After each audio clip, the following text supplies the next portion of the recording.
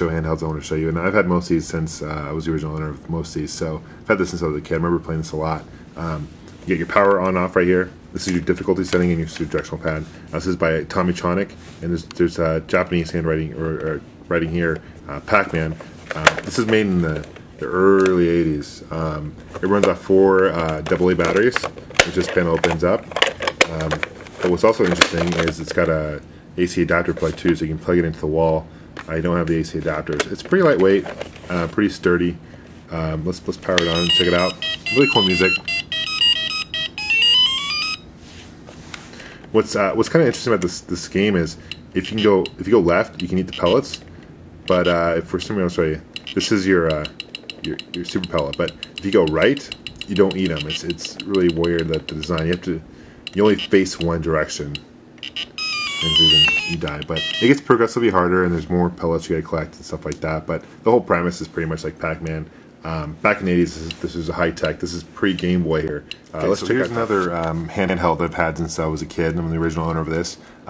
Donkey Kong, and what this is actually a Coleco. Coleco made a number of these, including Pac-Man, Galaga. I think there was like a Frogger one as well. But these are really cool. They did a really good job with these. This is pretty beat up. It's been through 5 moves. I've had it since I was, probably 3-4 years old. Let's see, it came out 1981, so the year I was born. So I've had it for a while. But I want to boot it up. It runs off 4 C batteries. I'm missing the sleeve for it, unfortunately. But they did a really good job with this. So let's power it up. Now you're gonna see some flickering. That doesn't actually happen in real life. That's just the camera causing that. And playing with one hand, so bear with me. But I just want to show you. You got your butt jump here. You notice there's no hammer. There's no hammer here or anything like that. But in the second stage, you got these yellow things. You got to go over those and make them disappear, etc., and so forth. But really fun game growing up with, and so it's fun as a kid, just pretending you had like a mini arcade in your room. So that was cool. If you ever find these on, every once in a while they pop up on eBay, I definitely recommend them. They're really cool to have. Let's check out these are the Game & Watches that I own, and these are made by Nintendo. The very first Game & Watch was made in 1980, and the very last one was made in 1991. So the last 11 years are very successful in Japan, here, pretty much everywhere. They're LCD formats, and I'll show you the gameplay for each one of these.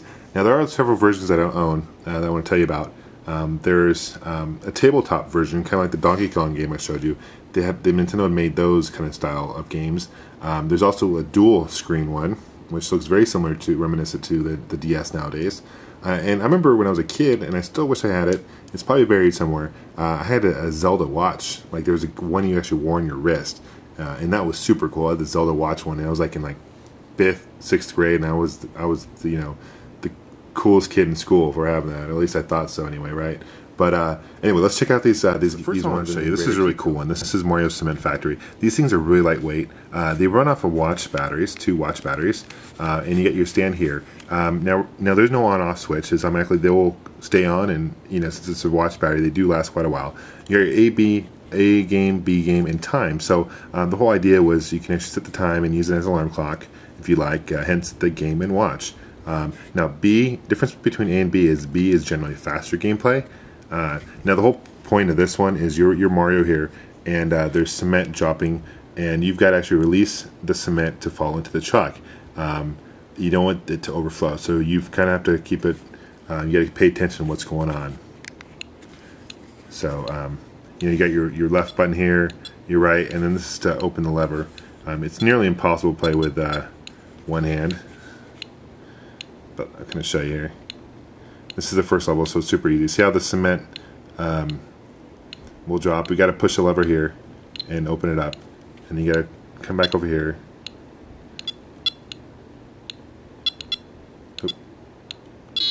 See, and if you fall, but you guys get the idea. And then you can die that way, or you can die if the cement overflows as well.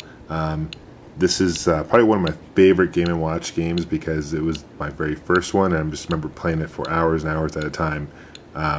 These games kind of remind me a lot of the Tiger handheld games, which Tiger made later on. But anyway, let's check out. So here's Fire Attack, and this is another really fun one. Now it should be noted that a lot of these games were ported onto like Game Boy games, Game Boy Advance games, and I believe there was like an exclusive DS game that they released in Japan with a whole bunch of these Game & Watch games through the Mario Club over there.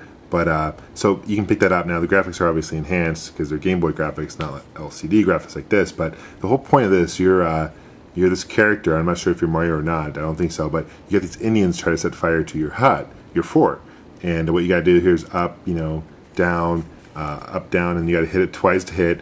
And they'll throw these fire things at you, and the point is you got to hit them and let them out before your thing sets on fire, and it just gets progressively harder. So let's check it out. The sound isn't really too impressive, and you're getting kind of some glare. And see, you can also knock them off, but again, playing one-handed it's very difficult. But so you can hit it. Anyway, you guys can kind of get the idea of this. They got the stand here, and the year for this is it's hard to see, but it's 1982, made in Japan by Nintendo. So I think if it weren't for the success of these Game & Watch games, the success of these, Nintendo, definitely I don't think would have come out with a Game Boy necessarily. I don't know, it's hard to say, but okay, so this is one of my favorite series of Game & Watches. Now, Nintendo, they realized that a lot of the Game & Watches they were making were only one player.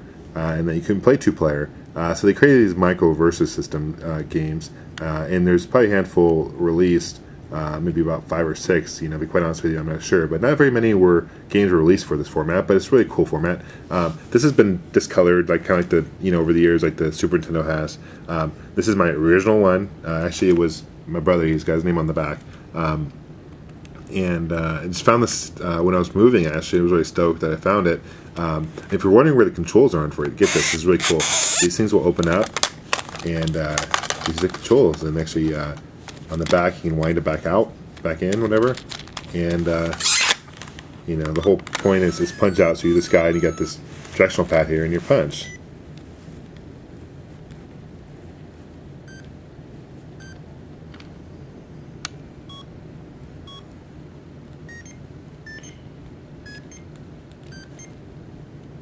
So you can dodge. So I'm getting my my ass handed to me because I'm playing with one hand, but you guys can kind of get the idea. But yeah, the very cool concept for Nintendo to make these. And I've got one more last Game & Watch I have. This is the Donkey Kong Hockey. This is again a micro versus system Game & Watch and design. And this one I picked up a couple weeks ago. I paid about $20 for it. I felt it was a pretty good deal. I've seen these same system actually was at PAX. And it was selling for about $65 or $75 or $70. So I felt like I got a fairly good deal on it, considering. And usually these Game Watches, a lot of collectors, they fetch a pretty penny when you're trying to collect these. But the whole idea is, again, you have these built-in controllers, and you've got Mario here on the right and Donkey Kong on the left, and you're supposed to, it's like kind of like a Pong. You're supposed to hit back and forth and get it past the goalie. Now there's these devices here. It's really hard to see. And they move up and down, and if the puck falls into that device, it's going to release the puck randomly. So it's kind of random. So it keeps you on your toes for sure. But you can kind of see the music here. The game's not going to focus very well at all. My camera won't anyway, but gives you kind of an idea. This particular version, the game came out in 1984. So that's interesting. So thank you for watching, guys, and here's a sneak peek for my upcoming video. Alright guys, thank you for watching this review. What I'm going to start doing on my videos, I'm going to give you a sneak peek to the next upcoming video. So my next review is going to be this most recent purchase I made. It's a multi-game, 111 Neo Geo MBS games in one. So pay attention to my next video on that. Until next time, thanks for watching. Take care.